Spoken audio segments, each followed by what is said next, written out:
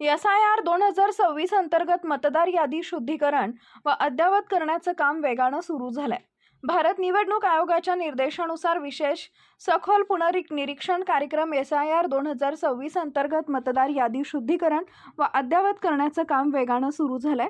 111 गंगापूर विधानसभा मतदारसंघात जिल्हाधिकारी तथा जिल्हा निवडणूक अधिकारी यांच्या मार्गदर्शनाखाली या मोहिमेची पूर्वतयारी सुरू आहे.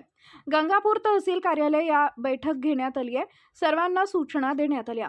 या अंतर्गत सध्याच्या मतदार यादीतील नावांचे सन 2002च्या मतदार यादीशी मॅपिंग केलं जात आहे.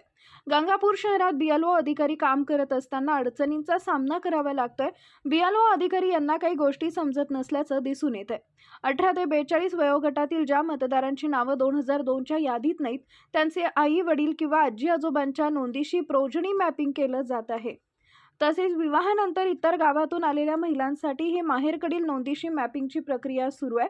गंगापूर विधानसभा मतदारसंघातून सध्या 3,76,128 मतदारांची नावं मॅपिंगसाठी तपासली जात असून 265 BLO अधिकारी आणि 26 पर्यवेक्षक या कामात कार्यरत आहेत.